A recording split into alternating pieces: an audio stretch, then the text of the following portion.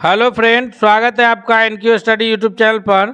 Bihar police का जो री एग्ज़ाम्स होना है उससे संबंधित अगला जो है जीके जीएस सामान्य अध्ययन प्लस हिंदी से संबंधित जो है महत्वपूर्ण एक प्रैक्टिस सेट लाए हैं जो आपको आने वाली परीक्षा की दृष्टि से काफ़ी लाभकारी साबित होगा। तो दोस्तों आइए बिना देर किए हुए हम लोग चलते हैं पहले प्रश्न की तरफ। देखते हैं अपना पहला नंबर प्रश्न। नंबर पहला है हमारे स्क्रीन पर कि सोपानी कृषि किस राज्य में प्रचलित है। तो सोपानी कृषि जो अलग अलग राज्यों में प्रचलित है उसमें से सोपानी कृषि जो जाना जाता है वह मुख्य रूप से उत्तराखंड राज्य में प्रचलित कृषि का एक रूप है जो सोपानी कृषि के रूप में जाना जाता है। दूसरा नंबर प्रश्न है हमारे स्क्रीन पर कि सीमेंट उद्योग के लिए जो प्रमुख कच्चा माल है वो कौन सा है। तो सीमेंट जो है वो एक अलौह खनिज है, यानी या फिर अधात्विक खनिज कहिए कि अधात्विक खनिज है जिसमें धातु का अंश नहीं पाया जाता है। तो अगर हम बात करें यहाँ पे बॉक्साइट, लोहा, ये सब धात्विक खनिज है। बॉक्साइट से हम एल्युमिनियम की प्राप्ति करते हैं, लोहा एक धातु है। तो इस प्रकार सीमेंट के लिए जो कच्चा माल हो जाएगा वो ऑप्शन नंबर ए हो जाएगा कि चूना पत्थर से जो है हम लोग सीमेंट का निर्माण करते हैं। तो सीमेंट के लिए कच्चा माल के रूप में चूना पत्थर जाना जाएगा जो कि एक अधात्विक खनिज है। अगला प्रश्न है तीसरा हमारे स्क्रीन पर कि कौन भारत का सबसे बड़ा लौह उत्पादक राज्य है, यानी लौह अयस्क या लौह खनिज जो है जहाँ से उत्पादन होता है। लौह खनिज के अंतर्गत जो है जैसे लोहा, एल्युमिनियम इत्यादि खनिज आएंगे तो जिसमें लोहे का अंश पाया जाता है वो लौह खनिज कहलाते हैं। तो भारत में जो सबसे बड़ा लौह का उत्पादक राज्य है वह कर्नाटक है। ऑप्शन नंबर ए इसका सबसे सही उत्तर के रूप में आंसर जाना जाएगा। अगले प्रश्न की ओर बढ़ते हैं। इससे पहले हम आपसे रिक्वेस्ट करेंगे कि दोस्तों यदि आप चैनल पर नए हैं तो प्लीज़ आप चैनल को जरूर सब्सक्राइब कर लीजिएगा। साथ ही साथ अगर वीडियो पसंद आए तो लाइक करते हुए दोस्तों के बीच भी शेयर कीजिएगा। क्वेश्चन नंबर चौथा है कि किस खनिज को उद्योग की जननी माना गया है। तो इसमें से कौन सी खनिज है जिसे उद्योग की जननी के रूप में जाना जाता है। तो इस प्रश्न का जो सबसे सही उत्तर हो जाएगा वह होगा कि जो लोहा है इसे उद्योग की जननी माना जाता है, क्योंकि अधिकांश उद्योग जो हैं वो लोहे पर आधारित उद्योग होते हैं। लोहे का इस्तेमाल करके अनेक प्रकार के मिश्र धातु से बने सामान बनाए जाते हैं, इसलिए लोहा को जो है वो उद्योग की जननी के रूप में जाना जाता है। नेक्स्ट क्वेश्चन है कि इसमें से कौन अधात्विक खनिज है, यानी इसमें से किस खनिज के अंदर धातु का कोई अंश नहीं पाया जाता है। तो अगर इसमें ध्यान से देखा जाए तो सोना है, चांदी है, टीन है, ये सभी धात्विक खनिज है, यानी इन सभी खनिजों के अंतर्गत जो है वो धातु के अंश पाए जाते हैं। लेकिन अभ्रक एक ऐसा खनिज है जो धात्विक खनिज नहीं है, अर्थात ऑप्शन नंबर सी इसके लिए सबसे सही उत्तर हो जाएगा कि यह एक अधात्विक खनिज है। क्वेश्चन नंबर छठा है हमारे स्क्रीन पर कि पानी से भरी डॉट लगी बोतल जमने पर टूट जाएगी क्यों। यानी अगर ये कोई बोतल पानी से भरी है और उसमें सील लगी है, डॉट लगी है, तो वह बर्फ़ जब जमेगा तो वो टूट जाएगी। ऐसा क्यों होगा? क्योंकि पानी जो है वो तीनों अवस्था में पाया जाता है। पदार्थ की जो तीन भौतिक अवस्थाएं हैं वो तीनों रूप में पानी पाया जाता है, चाहे वो ठोस अवस्था हो, ठोस के रूप में बर्फ़ के रूप में पानी जाना जाता है, द्रव अवस्था में पानी खुद है, और गैसीय अवस्था जैसे भाप जो है पानी की गैसीय अवस्था के रूप में पाया जाता है। तो इसलिए जो सही उत्तर हो जाएगा इस प्रश्न का कि पानी डाट लगी बोतल इसलिए टूट जाएगी क्योंकि जब उसका ये अवस्था चेंज होगा, वो द्रव से ठोस अवस्था में परिणत होगा, तो वहाँ पर उसका जो है ये बढ़ जाएगा। इस वजह से आयतन बढ़ने के कारण जो है वह टूट जाएगा, यानी पानी जमने पर जो है पानी का आयतन बढ़ जाता है, इसलिए वह टूट जाता है। अगला प्रश्न है सातवां नंबर क्वेश्चन है हमारे स्क्रीन पर कि किसी रेडियो सक्रिय पदार्थ रेडियम का अर्ध आयु 1600 वर्ष है, तो कितने वर्षों के बाद रेडियो एक्टिव पदार्थ का 25% अंश बच जाएगा। तो इसके लिए जो कैलकुलेशन होगा ऑप्शन नंबर ए के। नेक्स्ट सवाल है क्वेश्चन नंबर 8 है कि कैबिनेट मिशन के भारत आगमन के समय भारतीय राष्ट्रीय कांग्रेस के अध्यक्ष कौन थे। तो कैबिनेट मिशन कब आया था भारत, याद रखिएगा कि कैबिनेट मिशन 1946 में भारत आया था। तो उस वक्त भारतीय राष्ट्रीय कांग्रेस के जो अध्यक्ष थे वो थे मौलाना अबुल कलाम आज़ाद। ऑप्शन नंबर सी सही उत्तर हो जाएगा। मौलाना अबुल कलाम आज़ाद का जन्म 11 नवंबर 1888 ईस्वी को मक्का में हुआ था।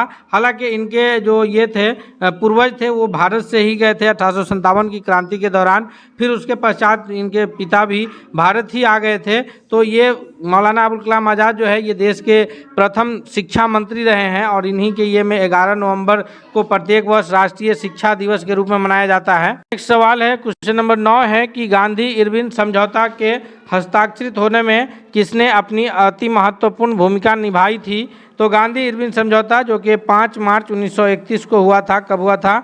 5 मार्च 1931 को। इसमें जो महत्वपूर्ण भूमिका निभाए थे यह थे Tej Bahadur Sapru, option number C correct answer होगा। और ये जो हुआ था यह दिल्ली समझौता के नाम से भी जाना जाता है, गांधी इरविन समझौता।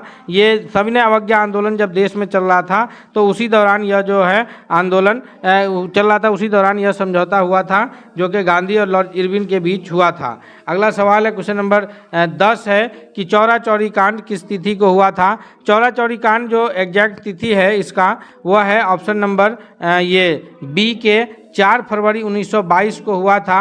और उसके अगले दिन महात्मा गांधी जी जो है वह असहयोग आंदोलन को वापस ले लिए थे, यानी 5 फरवरी 1922 को महात्मा गांधी असहयोग आंदोलन को वापस ले लिए थे। चौरा चौरी कांड जो है यह जगह जो है उत्तर प्रदेश के गोरखपुर जिले में पड़ता है। नेक्स्ट सवाल है, क्वेश्चन नंबर 11 है कि महात्मा गांधी ने खिलाफत आंदोलन का समर्थन क्यों किया? जिस वक्त भारत में असहयोग आंदोलन चल रहा था उसी वक्त जो है खिलाफत आंदोलन भी चल रहा था। तो गांधी जी को खिलाफत आंदोलन का सहयोग करने के पीछे कारण क्या था? तो इसके पीछे जो एक महत्वपूर्ण कारण था कि गांधी जी ने अंग्रेज़ों के खिलाफ अपने आंदोलन में भारतीय मुस्लिम का सहयोग प्राप्त करना चाहे। इस वजह से क्या हुआ कि जब गांधी जी असहयोग आंदोलन के दौरान खिलाफत आंदोलन को समर्थन दिए और अखिल भारतीय खिलाफत सभा का जब आयोजन हुआ उसकी अध्यक्षता गांधी जी के द्वारा किए, तो हिंदू मुस्लिम एकता का एक मैसेज गया और इससे जो है हिंदू मुस्लिम के बीच एकता बढ़ा और ये भारतीय राष्ट्र की जो राष्ट्रीय आंदोलन थी उसमें एक महत्वपूर्ण बल मिला। क्वेश्चन नंबर 12 है कि श्वेतांबर संप्रदाय के कौन थे? तो श्वेतांबर और दिगंबर ये 2 संप्रदाय हैं जो कि जैन धर्म से संबंधित है। श्वेतांबर उन संप्रदाय के लोग जो हैं वो श्वेत वस्त्र यानी सफ़ेद रंग के वस्त्र का धारण करते थे और जो दिगंबर थे वो नग्न रहते थे। तो इसलिए श्वेतांबर के जो समर्थन है वो स्थूलभद्र है और दिगंबर के जो समर्थक है वो भद्रबाहु है। तो इसका 12वां का ऑप्शन नंबर ए सबसे सही उत्तर के रूप में आंसर जाना जाएगा। नंबर 13 है हमारे स्क्रीन पर कि प्राचीन जैन साहित्य किस भाषा में लिखी गई है? जो प्राचीन जैन साहित्य है वह प्रमुख रूप से, हालांकि जो अधिकांश जो जैन साहित्य है वह प्राकृत भाषा में लिखी गई है। अधिकांश जैन साहित्य किस भाषा में लिखी गई है? प्राकृत भाषा में। लेकिन जो प्राचीन जैन साहित्य का नाम आता है वह अर्ध मगधी में है, यानी 13वां का ऑप्शन नंबर ए सबसे सही जवाब हो जाएगा कि अर्ध मगधी में लिखी गई है। 14वां नंबर क्वेश्चन है कि किसने स्वदेशी आंदोलन के दौरान दिल्ली से नेतृत्व किया था? तो ये जो मुख्य रूप से स्वदेशी आंदोलन है इसका जो समय है यह 1906 के आसपास का समय है, जो कि बंगाल विभाजन के पश्चात स्वदेशी आंदोलन हुआ था। बंगाल विभाजन जो लॉर्ड कर्जन के द्वारा चलाया गया था, तो दिल्ली से इसका नेतृत्व जो है यह सैयद हैदर रजा के द्वारा किया गया। ऑप्शन नंबर डी इसका सबसे सही जवाब है। क्वेश्चन नंबर 15 है कि मद्रास महाजन सभा की स्थापना किस वर्ष हुई थी? मद्रास महाजन सभा जो है यह इसकी स्थापना मुख्य रूप से 1884 में हुई थी। इसके जो 3 प्रमुख संस्थापक के रूप में जाने जाते हैं पल्लवई रंगिया नायडू और उसके बाद राजा सोलाई रामास्वामी हैं, रामास्वामी मुदालियर और फिर पनापक्कम, ये 3 प्रमुख लोग जाने जाते हैं। और अगर मुख्य रूप से देखा जाए तो जैसे इंडियन एसोसिएशन भारतीय राष्ट्रीय कांग्रेस की ये पूर्व की संस्था है, उसी प्रकार मद्रास महाजन सभा भी जो है यह भारतीय राष्ट्रीय कांग्रेस के पूर्व की संस्था के रूप में भी जानी जाती है। अगले सवाल की ओर बढ़ते हैं दोस्तों। अब जो सवाल है यह भूगोल से संबंधित सवाल है, जो कि भारत की नदियाँ से रिलेटेड सवाल हमारे स्क्रीन पर है। इसलिए हम आपसे रिक्वेस्ट करते हैं कि यदि आप हमारे चैनल पर नए हैं तो सब्सक्राइब जरूर कर लीजिएगा और अगर वीडियो पसंद आए तो लाइक कीजिएगा, कमेंट करके बताइएगा और दोस्तों के बीच भी शेयर कीजिएगा। क्वेश्चन नंबर 16 है हमारे स्क्रीन पर कि हिमालय पार की नदियां कौन कौन सी है, तो कौन कौन सी नदी जो भारत में बह के आती है वह हिमालय पहाड़ को पार करते हुए भारत में बह के आती है। तो अगर याद से देखें हम लोग कि उत्तर में जो हमारे हिमालय पर्वत है, तो हिमालय पर्वत को पार करके जो भारत में बहने वाली नदी है गंगा नदी, उत्तराखंड में गंगोत्री हिमनद से निकलती है जो कि भारत में निकलती है। दो प्रमुख गंगा की दो अलग अलग धाराएं मिलके एक गंगा के नाम से जानी जाती है, एक है अलकनंदा और एक है भागीरथी। भागीरथी और अलकनंदा दो अलग अलग धाराएं मिलके जो है उत्तराखंड के देवप्रयाग में एक साथ मिलती है और फिर वो गंगा नाम से बहते हुए उत्तराखंड, उत्तर प्रदेश, बिहार होते हुए पश्चिम बंगाल, बांग्लादेश चली जाती है। लेकिन जो नदी हिमालय को पार करके आती है वह उसमें मुख्य रूप से ये 3 नदी हैं। कौन कौन है? ब्रह्मपुत्र नदी, सिंधु नदी और सतलज नदी। ये तीनों का उद्गम स्थल एक ही जगह पर है जो कि हिमालय पहाड़ मानसरोवर झील के पास से राकस ताल से निकलती है, मानसरोवर झील से, जो कि हिमालय के पार है। सिंधु और सतलज बहते हुए भारत में प्रवेश करती है और ये ब्रह्मपुत्र पहले तिब्बत से होते हुए, चीन से बहते हुए भारत में अरुणाचल प्रदेश में आके प्रवेश करती है। तो इस प्रकार से ये 3 प्रमुख नदियाँ हैं, ब्रह्मपुत्र, सिंधु और सतलज। ये तीनों ये हिमालय पार की नदी है। नेक्स्ट सवाल है, क्वेश्चन नंबर 17 है कि निम्नलिखित नदियों की लंबाई का सही अवरोही क्रम कौन सी है? तो भारत में बहने का नहीं है, नदी की संपूर्ण लंबाई की बात हो रही है। तो संपूर्ण लंबाई की अगर बात किया जाए तो ब्रह्मपुत्र और सिंधु लगभग एक जैसी लंबी नदी है और यहाँ पर ऑप्शन में हमारे सिंधु नहीं है। तो सबसे लंबी नदी बहाव के हिसाब से ब्रह्मपुत्र होगी, फिर गंगा नदी होगी, फिर उसके बाद गोदावरी है, फिर नर्मदा नदी है। तो यानी इसका अगर सही जवाब हम देखें तो ऑप्शन नंबर 1 करेक्ट आंसर हो जाएगा कि सबसे अच्छा भारत में अगर बहने वाली नदी की सबसे लंबी नदी की रूप में बात की जाए तो फिर गंगा हो जाएगी। ब्रह्मपुत्र का अधिकांश जो हिस्सा है वो कहाँ बहता है? ब्रह्मपुत्र पहले चीन, तिब्बत से बहते हुए भारत के अरुणाचल प्रदेश में आती है, फिर बांग्लादेश चली जाती है। लेकिन गंगा चूँकि भारत से निकलती है, उत्तराखंड, उत्तर प्रदेश, बिहार, पश्चिम बंगाल इतने राज्यों में बहते हुए बांग्लादेश को जाती है, तो इसलिए भारत की सबसे लंबी नदी गंगा। और इन सभी प्रणालियों में जो लंबी नदी है वो ब्रह्मपुत्र है, उसके बाद गंगा की लंबाई आती है। अगले प्रश्न की ओर बढ़ते हैं। क्वेश्चन नंबर 18 है हमारे स्क्रीन पर कि भारत की बृहत्तम नदी कौन है? भारत की जो सबसे बृहत्तम यानी सबसे बड़ी नदी के रूप में कौन सी नदी जानी जाएगी? तो इसका सही उत्तर हो जाएगा ऑप्शन नंबर डी कि गंगा नदी जो है वो भारत की सबसे बड़ी नदी है। हम अभी पीछे भी कहे हैं। पानी के बहाव के हिसाब से अगर सबसे नदी देखी जाए तो फिर ब्रह्मपुत्र नदी आएगा, वो सबसे अधिक पानी बहाती है ब्रह्मपुत्र नदी। अगला सवाल है, क्वेश्चन नंबर 19 है कि गंगा नदी को बांग्लादेश में अन्य किस नाम से जाना जाता है? तो गंगा नदी को जो बांग्लादेश में दूसरे नाम से जाना जाता है वह है पद्मा। 19 का ऑप्शन नंबर ए सबसे सही जवाब हो जाएगा कि बांग्लादेश को पद्मा के नाम से बांग्लादेश में जाना जाता है गंगा नदी को। अगला सवाल है कि गंगा एवं ब्रह्मपुत्र की संयुक्त जलधारा किस नाम से जानी जाती है? यानी जब गंगा और ब्रह्मपुत्र आपस में एक साथ मिल जाती है तो फिर उसको किस नाम से जाना जाता है? तो जब गंगा और ब्रह्मपुत्र दोनों नदियां आपस में एक साथ मिल जाती है उसको जाना जाता है मेघना के नाम से। 20वां का ऑप्शन नंबर सी सबसे सही जवाब हो जाएगा। दोस्तों अगले प्रश्न की ओर बढ़ते हैं हम। क्वेश्चन नंबर 21 है हमारे स्क्रीन पर कि गंगा और ब्रह्मपुत्र नदियों का उद्गम स्थल क्रमशः कहाँ कहाँ से है?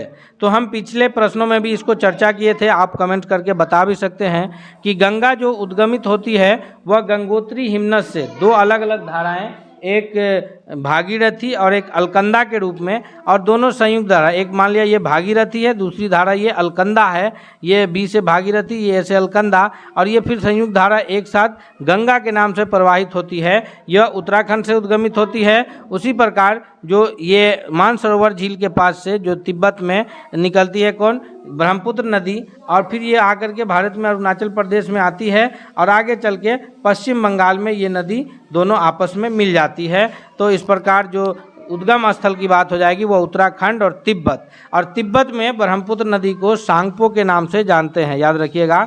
नेक्स्ट सवाल है कि विश्व का सबसे बड़ा नदी द्वीप माजुली ये दुनिया का सबसे बड़ा नदी द्वीप है माजुली, यानी इसके 3 तरफ से पानी से घिरा है, नदी के पानी से घिरा हुआ यह द्वीप है। चारों तरफ से इसके पानी घिरा है नदी का। और ये माजुली जो दुनिया का सबसे बड़ा नदी द्वीप है, यह कौन सी नदी इसका निर्माण करती है? तो इसका निर्माण जो है वह ब्रह्मपुत्र नदी करती है। ऑप्शन नंबर डी इसका सबसे सही जवाब होगा। अगला प्रश्न है कि निम्नलिखित में से कौन सी नदी दक्षिण से उत्तर की ओर प्रवाहित होती है? दक्षिण से उत्तर की ओर प्रवाहित होकर आने वाली जो नदी है उसमें मुख्य रूप से जो जानी जाएगी 23वां का, वह है बेतवा नदी। इस ऑप्शन के हिसाब से गोदावरी, कावेरी, कृष्णा और बेतवा में बेतवा नदी दक्षिण से उत्तर की ओर बहती है। नेक्स्ट सवाल है कि निम्न में से किस नदी को बिहार का शोक कहा जाता है? तो हम सभी जानते हैं, इस क्वेश्चन को बार बार पढ़ते आ रहे हैं कि बिहार का शोक जो है वह कोसी नदी को जाना जाता है। नेपाल में सप्तकोशी के नाम से यह निकलती है और यह गंगा की सहायक नदी जो कि उत्तर से जाकर के गंगा में मिलती है।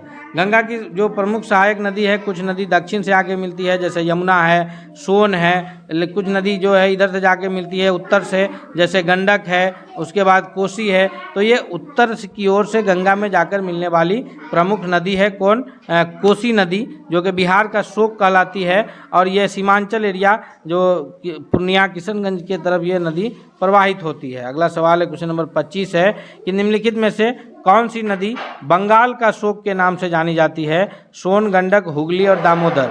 तो सोन तो पटना के पास ही ये में मिल जाती है, तो ये तो जानी नहीं जाएगी। गंडक भी पटना के समीप ही गंगा में मिल जाती है। अब हुगली और दामोदर में से कौन सी नदी बंगाल का शोक कहलाती है? तो इस 25 का ऑप्शन नंबर डी हो जाएगा कि दामोदर नदी को जो है वो बंगाल का शोक के नाम से जानते हैं। अगला सवाल है कि वे 2 प्रमुख नदियाँ कौन सी है जो अमरकंटक के पठार से निकलती है परंतु वे अलग अलग दिशाओं में बहती है? तो वो जो 2 नदी है जो निकलती तो अमरकंटक के पहाड़ी से है, लेकिन 2 अलग अलग दिशाओं में बहते हुए वो प्रवाहित होती है। इसका सही जवाब 26वां नंबर प्रश्न का हो जाएगा ऑप्शन नंबर सी के नर्मदा और सोन। ये 2 अलग अलग नदी है जो निकलती है और बहते हुए अलग अलग दिशाओं में प्रवाहित होती है। क्वेश्चन नंबर 27 है कि ये निम्नलिखित में से किस नदी को उड़ीसा का शोक के नाम से जाना जाता है? तो इस 27वां नंबर प्रश्न का जो सबसे सही जवाब होगा कि जो नदी उड़ीसा के शोक के नाम से जानी जाती है वो महानदी है, यानी ऑप्शन नंबर ए 30वां नंबर प्रश्न का 27वां का सबसे सही जवाब के रूप में आंसर जाना जाए। क्वेश्चन नंबर 28 है कि दक्षिण भारत के पठारी प्रदेश को कौन सी नदी 2 भागों में विभाजित करती है? तो इस 28वां नंबर सवाल का जो सबसे सही जवाब होगा ऑप्शन नंबर बी कि नर्मदा नदी जो है इसको 2 अलग अलग भागों में विभाजित करती है। दोस्तों, भारत की जो नदियां हैं उससे संबंधित लगभग प्रश्नों को हम इस सेट में कवर किए हैं, तो हमें उम्मीद है कि इस सेट के देखने के बाद आपका जो भारत की नदियों से संबंधित प्रश्न है वो नहीं छूटेगा। इसलिए ये आपसे रिक्वेस्ट भी है कि यदि आप अब तक चैनल को सब्सक्राइब नहीं किया सब्सक्राइब कर लीजिएगा, क्योंकि हम हर प्रकार के प्रश्न आपके लिए लेकर उपलब्ध होंगे और ताकि इससे किसी भी प्रकार का प्रश्न आपसे छूटे नहीं। यह 29वां नंबर प्रश्न है कि दक्षिण भारत की नदियों में सबसे लंबी नदी कौन सी है? तो दक्षिण भारत की जितनी लंबी है उसमें सबसे जो लंबी नदी है वह है ऑप्शन नंबर ए गोदावरी नदी, जो कि वृद्ध गंगा यानी बूढ़ी गंगा के नाम से भी जानी जाती है। और यह जो है त्र्यंबक गांव से यह नदी निकलती है। कहाँ से? त्र्यंबक गांव से इसका उद्गम स्थल है और सबसे लंबी नदी है जिसका उद्गम और मुहाना दोनों भारत में है। इस रूप से यह सबसे लंबी नदी के रूप में भी गोदावरी जानी जाती है। गंगा सबसे लंबी नदी है लेकिन उसका मुहाना जो है वो बंगाल की खाड़ी में पश्चिम बंगाल के बाद गिरता है, तो इसलिए ये भारत की सबसे वैसी लंबी नदी है जिसका उद्गम भी भारत में है, मुहाना भी भारत में है। गोदावरी इस प्रकार सबसे भारत की लंबी नदी है। क्वेश्चन नंबर 30 है कि निम्नलिखित में से किस नदी को उसकी पवित्रता के कारण दक्षिण भारत की गंगा के नाम से जाना जाता है? तो पवित्रता के कारण जो दक्षिण भारत की गंगा के रूप में जानी जाती है वह है कृष्णा नदी, जो कि महाबलेश्वर से निकलती है और पंचगंगा और दूध गंगा इसकी प्रमुख सहायक नदियां हैं। अगले सवाल की ओर बढ़ते हैं। अगला सवाल है जो कि भारतीय संविधान से संबंधित है कि संविधान की कौन सी अनुसूची में क्षेत्रीय भाषाओं का उल्लेख किया गया है? तो हम सभी जानते हैं कि संविधान के 8वीं अनुसूची में जो है वो 22 भाषाओं का जिक्र है। कितने भाषाओं का? 22 भाषाओं का। अर्थात इस प्रकार सही उत्तर ऑप्शन नंबर बी हो जाएगा कि 8वीं अनुसूची में जो है वो क्षेत्रीय भाषाओं का उल्लेख मौजूद है। क्वेश्चन नंबर 32 है कि निम्नलिखित में से किस अनुच्छेद के अंतर्गत हिंदी को एक राजभाषा के रूप में दर्जा प्रदान किया गया है? तो इसके लिए जो सबसे सही जवाब है वह है ऑप्शन नंबर सी कि अनुच्छेद 343 प्रथम में जो ये हिंदी को राजभाषा के रूप में दर्जा प्रदान किया गया है। हालांकि भारतीय संविधान के भाग 8 में जो 22 भाषाओं का जिक्र है वो उसमें अधिकांश भाषाएं जो है वो किसी न किसी राज्य की राजभाषा है। जैसे बिहार की राजभाषा हिंदी है, द्वितीय राजभाषा उर्दू है। अगले प्रश्न की ओर बढ़ते हैं। क्वेश्चन नंबर 33 है कि डोगरी भाषा किस राज्य में बोली जाने वाली भाषा है? तो डोगरी भाषा जो है जो अधिकांशतः बोली जाती है वो जम्मू कश्मीर की भाषा है। ऑप्शन नंबर ए इसका सबसे सही जवाब है। नेक्स्ट सवाल है कि 1955 में गठित राजभाषा आयोग के प्रथम अध्यक्ष कौन थे? तो 1955 में जो गठित राजभाषा आयोग है उसके अध्यक्ष जीवी खेर रहे हैं। और याद रखिएगा भाषा के आधार पर जो पहला ऐसा राज्य गठित हुआ है वो आंध्र प्रदेश राज्य है जो भाषा के आधार पर उसका गठन हुआ है। क्वेश्चन नंबर 35 है कि भारतीय संविधान के 21वें संशोधन के द्वारा संविधान की 8वीं अनुसूची में निम्नलिखित में से कौन सी भाषा जोड़ी गई थी? तो 21वां संविधान संशोधन के द्वारा जो 22 भाषाओं है 8वीं अनुसूची में, उसमें जो भाषा जोड़ी गई है वो सिंधी भाषा को जोड़ी गई है, यानी ऑप्शन नंबर बी इसका सबसे सही जवाब हो जाएगा। नेक्स्ट सवाल है 36 है कि भारतीय संविधान के किस भाग में पंचायती राज से संबंधित प्रावधान है? तो जो त्रिस्तरीय हमारे शासन की व्यवस्था है, केंद्र स्तर की सरकार, राज्य स्तर की सरकार, फिर पंचायती स्तर की सरकार, तो उसमें पंचायती राज जो व्यवस्था की बात है 36वां का वह है ऑप्शन नंबर ये डी में, यानी भाग 9 में। भारतीय संविधान में कुल वर्तमान में 25 भाग हैं। पहले तो 22 भाग थे मूल संविधान में, लेकिन संशोधन करके 3 भाग और जोड़े गए हैं, जिसमें से भाग 9 में पंचायती राज व्यवस्था से संबंधित प्रावधान है। क्वेश्चन नंबर 37 है कि संविधान के किस भाग में ग्राम पंचायत की स्थापना की बात कही गई है? तो यह बात कही गई है भाग 4 में, जो कि राज्य का डायरेक्टिव प्रिंसिपल ऑफ स्टेट यानी राज्य के नीति निर्देशक तत्व का जो बात है उसी में यह बात कही गई है कि ग्राम पंचायत की स्थापना का। तो यानी 37वां का ऑप्शन नंबर बी सबसे सही जवाब होगा। 38वां नंबर प्रश्न है दोस्तों कि निम्नलिखित में से भारतीय संविधान के 11वीं अनुसूची में कौन सी बात सम्मिलित है? तो भारतीय संविधान के 11वीं और 12वीं कुल 12 अनुसूचियाँ हैं। मूल संविधान में हमारे 8 अनुसूचियाँ थी, लेकिन संशोधन करके अभी वर्तमान में 12 अनुसूची है। 73वां संविधान संशोधन के द्वारा यह 11वीं अनुसूची संविधान में जोड़ी गई है, जो कि पंचायती राज के कार्यक्रम से संबंधित है। और जो 74वां संविधान संशोधन किया गया था वो नगर निगम से संबंधित 12वीं अनुसूची जोड़ी गई है। याद रखिएगा 73वां संविधान संशोधन के द्वारा 11वीं अनुसूची जो कि पंचायती राज से संबंधित है, और 74वां संविधान संशोधन के द्वारा 12वीं अनुसूची जो कि नगर पालिका से संबंधित है। अगला सवाल है 39 के पंचायती राज संस्थाओं के निर्वाचन के लिए उत्तरदायी कौन होते हैं? तो पंचायती राज संस्थाओं के निर्वाचन के लिए जो उत्तरदायी हैं वो राज्य निर्वाचन आयोग, ऑप्शन नंबर बी सही जवाब होगा। नेक्स्ट सवाल है 40 के भारत में पंचायती राज अधिनियम कब लागू हुआ? तो भारत में जो पंचायती राज अधिनियम है यह 24 अप्रैल 1993 ईस्वी को लागू हुआ था। इस प्रकार दोस्तों हम 40 प्रश्नों का महत्वपूर्ण सेट को कंप्लीट किए हैं, जो कि आपके परीक्षा की दृष्टि से लाभकारी है। आपसे चलते चलते रिक्वेस्ट है कि यदि आप हमारे चैनल पर नए हैं तो आप चैनल को सब्सक्राइब कर लीजिएगा, साथ ही बेल आइकन को दबा लीजिएगा। वीडियो पसंद आए तो कमेंट करके बताइए और दोस्तों को भी शेयर कीजिए। मिलते हैं अगले सेट के साथ, तब तक के लिए धन्यवाद।